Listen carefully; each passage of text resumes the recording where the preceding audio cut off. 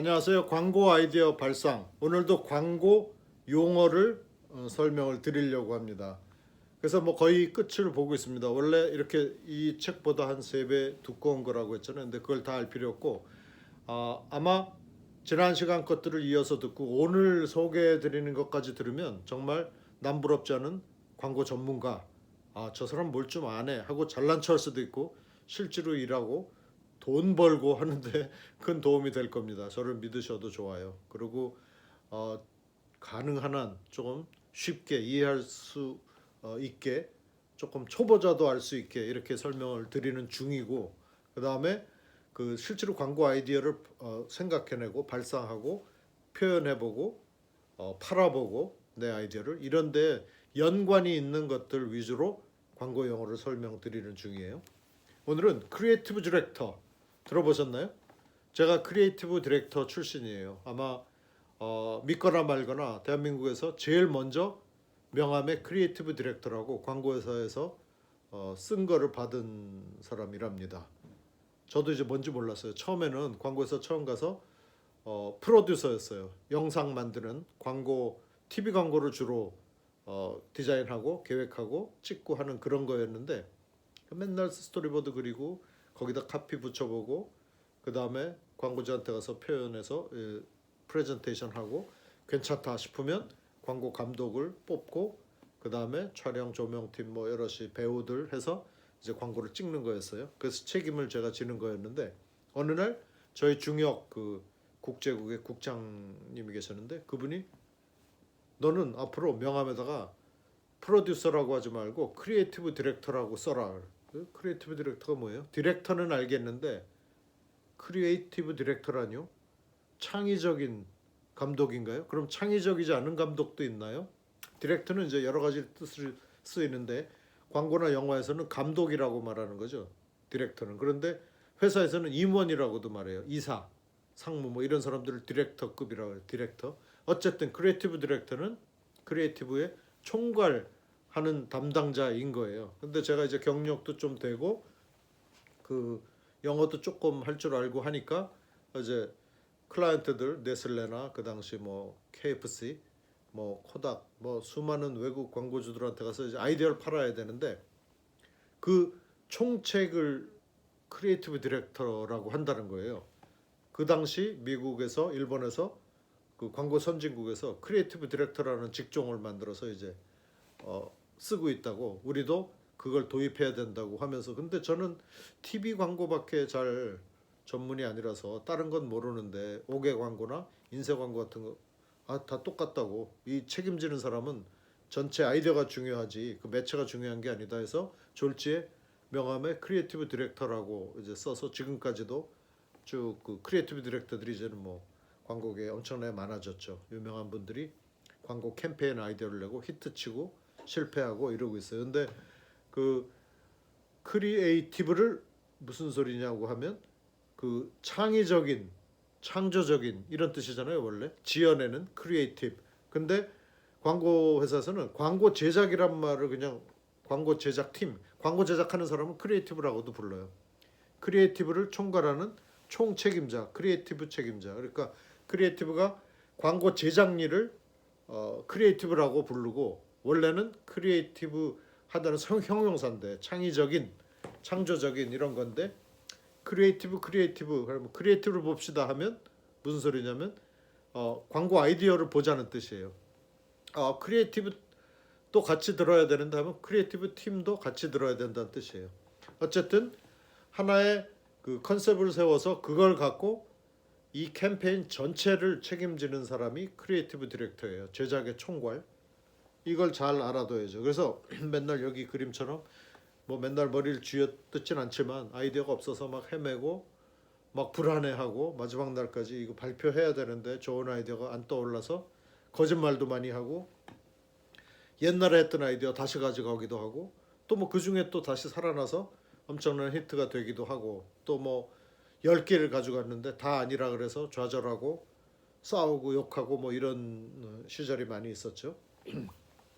광고에서 크리에이티브 디렉터는 제작의 총책임자이다. 광고 제작에.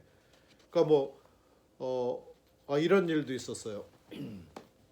어떤 그 대학 갓 졸업한 친구가 광고홍보학과를 나왔는데 난 뭐 되고 싶냐 그랬더니 크리에이티브 디렉터요 이렇게 썼어요. 무슨 뜻인지 아시겠죠? 이거는 총괄 책임이 되려면 10년, 20년 정도 해야 되잖아요. 그 이상 그 일을 어느 분야나. 그런데 학교 갓 졸업하고 광고회사 들어가서 크리에이티브 디렉터가 되겠어요. 이렇게 말하는 것은 공부를 안 한 거지. 이게 광고 홍보가 어떻게 돌아가는지, 광고회사가 어떻게 구성되는지 이런 걸 잘 모르는 거죠. 그러니까 나중에는 크리에이티브 디렉터가 되지만 처음에는 카피라이터나 아트 디렉터, 프로듀서 이렇게 시작을 하죠. 다 배운 거죠. 아트 디렉터는 디자이너 얘기하는 거고 광고회사에 광고 아트 디렉터, 광고 카피라이터는 그 지난 시간에 얘기한 대로 광고 글, 광고 카피를 쓰는 사람이고 프로듀서는 이제 TV 광고를 만드는 사람이고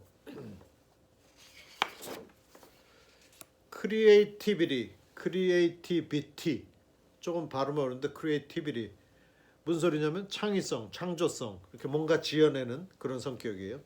그래서 광고 제작이나 광고 표현 이런 뜻으로 사용해요. 그럼 아까 이상하죠. 조금 전에 크리에이티브를 그렇게 말한다고 했는데 크리에이티브 여기서는 크리에이티비티가 맞는 말이에요. 크리에이티비티는 창의성 이렇게 명사로 쓰이는 크리에이티비티.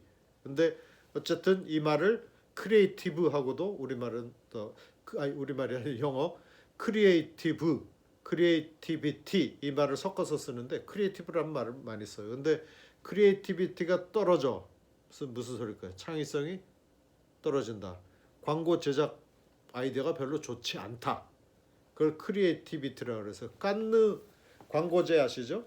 깐느 영화제가 있고 프랑스에 매년 그 다음에 1년에 한 번씩 전 세계에서 이제 유명한 작품들 상을 주고 그러는데 그거 끝나면 깐느 광고제를 해요.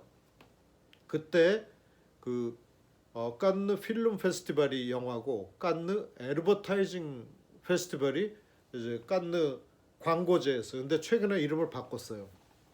깐느 페스티벌스 오브 크리에이티비티 무슨 소린가요? 창조성 축제, 광고 축제였는데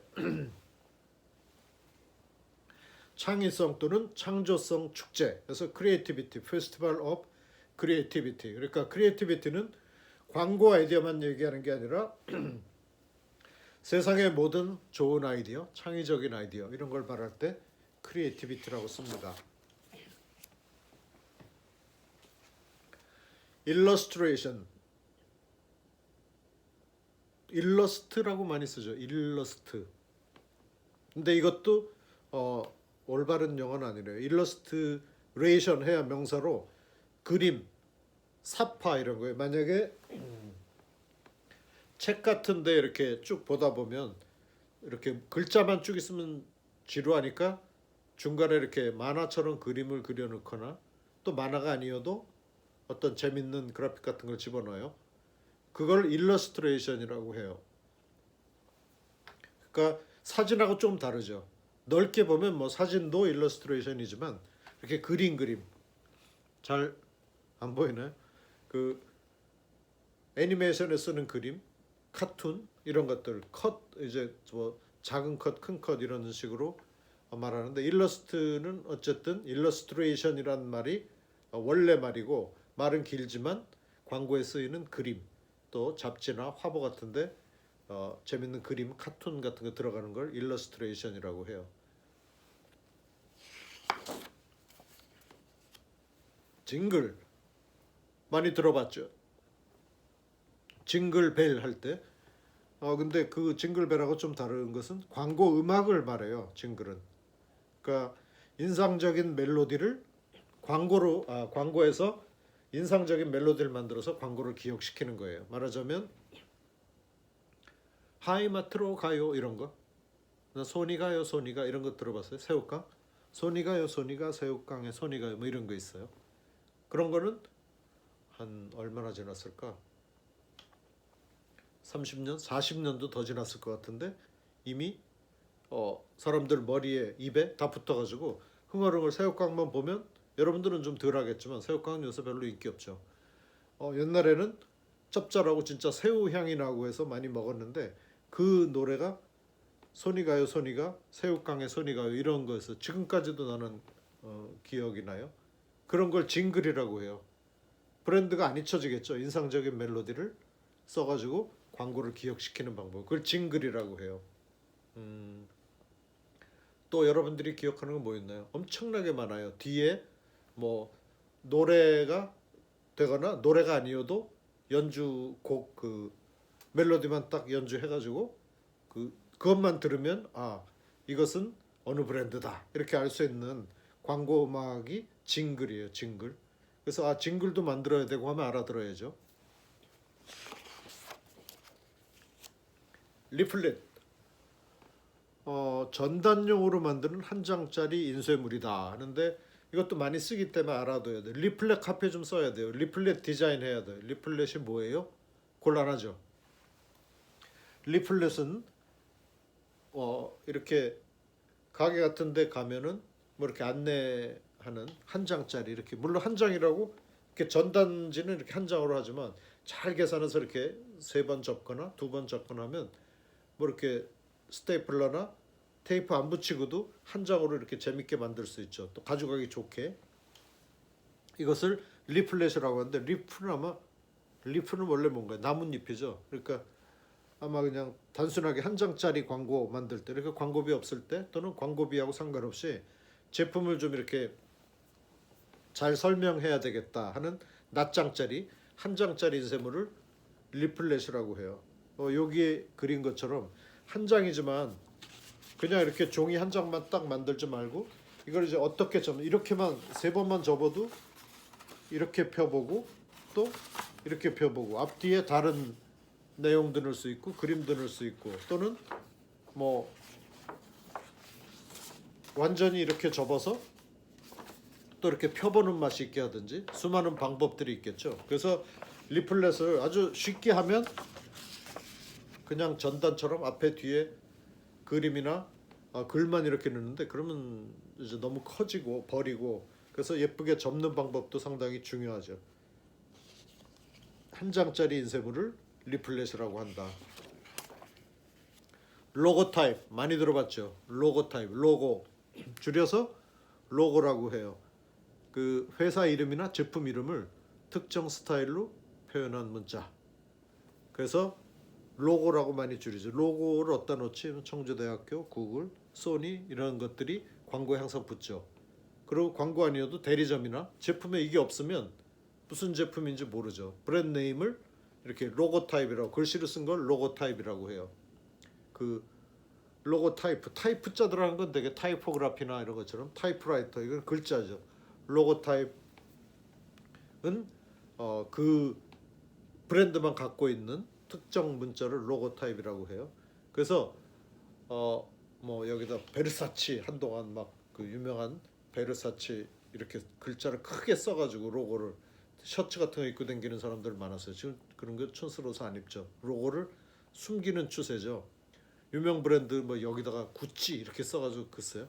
그걸 좋아하는 사람도 있지만 창피하지 않아요? 너무 좀 속물적이라고 할까 그런 거 뭐 좋고 비싼 거를 좋아하는 걸 뭐라 그럴 건 없는데 너무 막 드러나가지고 그러는 거 싫으니까 요새는 세계적 명품들도 슬쩍 로고를 없애버리죠. 숨기고 그냥 내가 좋으면 됐지 디자인이나 느낌이 그걸 뭐 굳이 크게 써가지고 이렇게 붙이냐. 그래서 많이 줄어드는 추세고 무인양품 같은 경우 일본에 무지료인에서 무지라고 하죠. 무지 이 로고 없는 그래서 무지이지만 무인이지만 인 도장은 없지만 이름은 없지만 양품 좋은 물건이 좋은 그래서 무인양품은 로고 없이 정말 좋은 디자인 단순한 디자인 세련된 디자인으로 승부를 하겠다 해서 그 스테디셀러가 된 일본 브랜드죠. 무인양품. 그 다음에 유니클로 같은 것도 그렇지 않나요? 갭 옷으로 볼 때 갭도 뭐 GAP 여러분 어릴 때 그런 거 입은 친구들 봤죠. 영어로 GAP에서 갑이냐 을이냐 갑이냐 뭐 그러고 놀리는데 갭도 그거 디자인 이외에는 거의 로고가 안 보이죠. 그래서 로고 타입 노 로고가 상당한 세계적인 유행이기도 하고 한동안 또 사회운동으로도 벌어졌고 너무 사람들이 속물적이지 않니? 비싼 거 돈 많이 내는 것만 좋아하고 그거 입으면 그 사람도 비싼 사람처럼 보이는 그건 아니죠 시대가. 그래서 로고 타입은 회사 이름이나 제품 이름을 글자로 표현한 형태를 로고 타입이라고 합니다. 로고라고 줄인다고도 했죠. 이것도 상당히 많이 쓰이는 말이에요. POP 광고.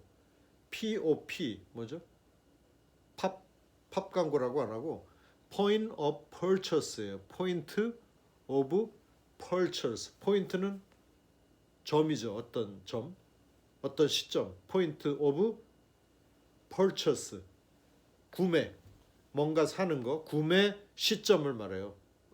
POP 하면 POS라고도 해요. Point of Sales.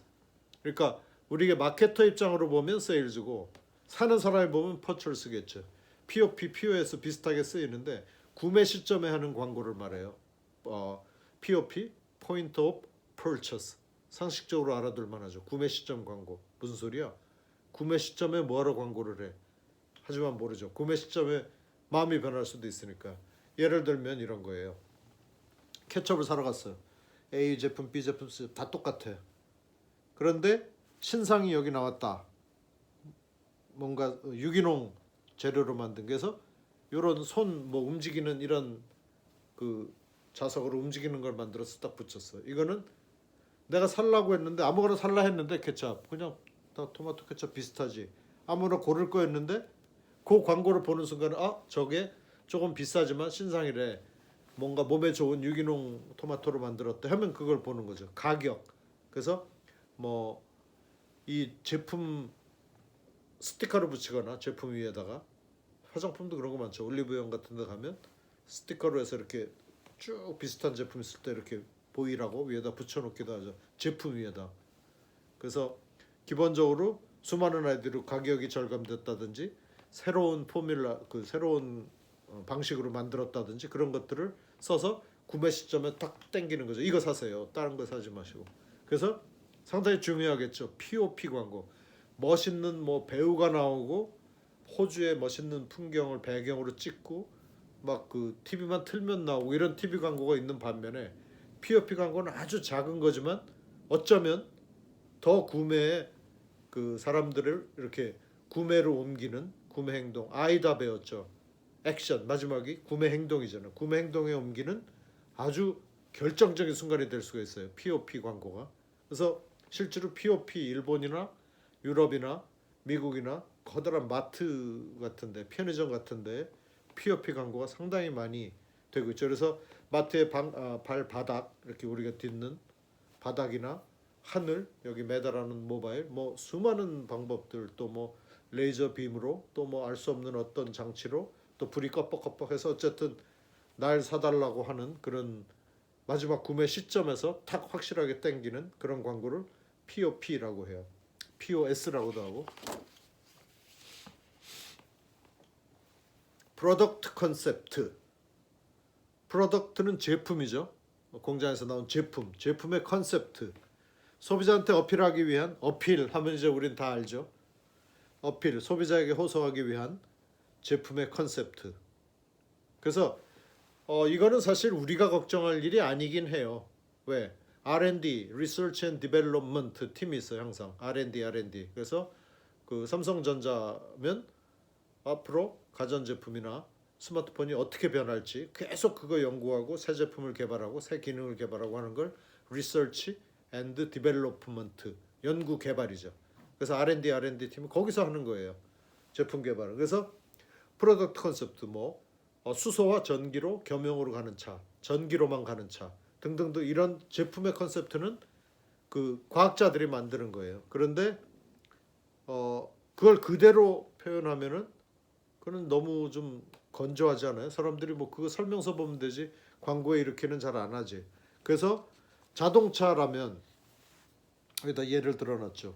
자동차를 그냥 운행하는 수단으로 운송 수단으로 할지 움직이는 거실이라고 해볼지 높은 지위의 상징이라고 할지 실속 있는 선택이라고 할지 컨셉이 다 달라지죠. 그러니까 프로덕트 컨셉을 어떻게 정하느냐에 따라서 이제 요게 그대로 다음으로 이어집니다. 커뮤니케이션 컨셉트. 커뮤니케이션 하는 소통하는 컨셉이 되는 거예요. 프로덕트 컨셉은 공장에서 나온 그대로죠. 잘 달리는 차. 수소로 가는 차 뭐 등등등등 나왔어요. 그러면 이것을 광고에서 표현하기 위해서 컨셉트를 좀 바꿔줘야 될 필요가 있어요. 딱딱한 프로덕트 컨셉트를 말랑말랑하게 표현하는 것을 그런 컨셉트를 커뮤니케이션 컨셉이라고 해요. 어찌 보면 광고 아이디어 발상은 이것 때문에 하는 거예요. 연습을. 그러니까 보험 광고를 내가 하고 싶어요. 그러면 보험은 어떠어떠한 특징이 있고 이 보험은 뭐 어떻게 되고 뭐가 좋은 조건이고 어쩌고저쩌고 막 얘기를 하는 방법이 있고 실제로 그건 제품이나 서비스의 컨셉이에요. 프로덕트 컨셉이고 커뮤니케이션 컨셉은 안심이에요. 보험을 왜 하죠?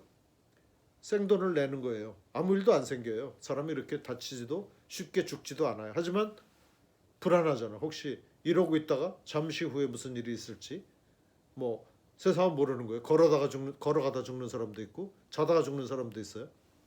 그래서 그런 때를 대비해서 내 마음의 안심을 얻기 위해서 보험을 그냥 생돈을 아무 일도 없지만 혹시 있을 미래 걱정을 위해서 보험 회사에다 내고 그게 이제 무슨 일이 생기면 보험회사가 다시 그걸 모았다가 크게 주는 거죠. 그런데 보험의 기능이라든지 뭐 조건이라든지 이런 거를 광고에서 표현하는 것보다는 안심. 내가 과연 저 보험에 들어놨기 때문에 나는 그래도 암에 걸려도 아마 크게 도와줄 거야. 보험회사가 내가 낸 돈이 있으니까 낸 돈보다 많이 주죠. 보통 보상을 받을 때는. 물론 뭐 보험을 뭐 들었다고 해서 무조건 다 자동으로 주진 않죠. 요새 그 분쟁도 많죠. 내는 사람은 조금 내려고 그러고 보상은 많이 받고 싶고 메이커는 급한데고.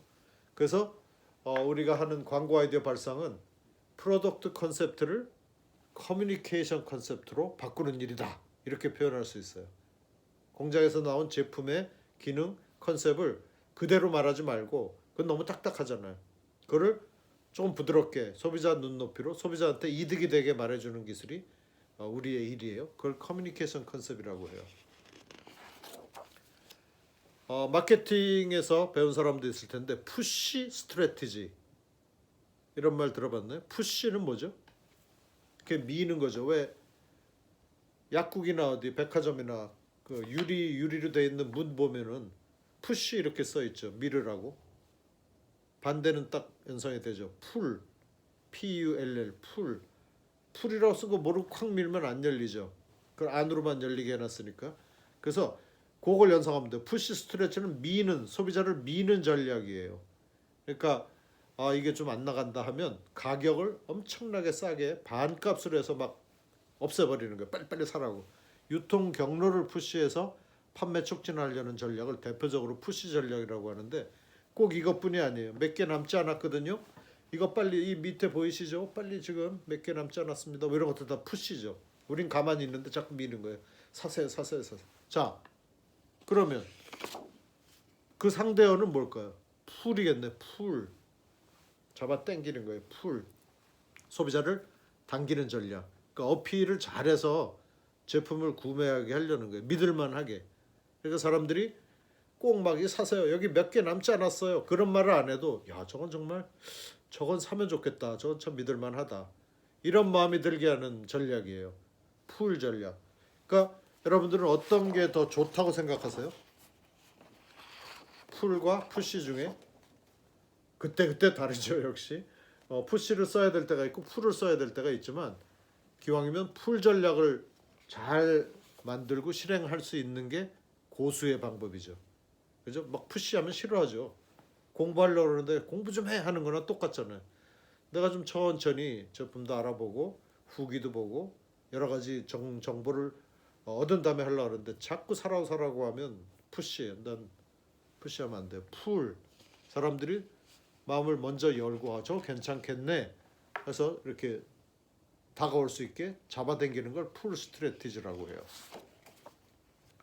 러프 레이아웃. 러프는 뭐냐면 이렇게 대충 한다는 거예요. 막 그 아주 정교하지 않게. 레이아웃은 이렇게 그림을 그리는 거죠.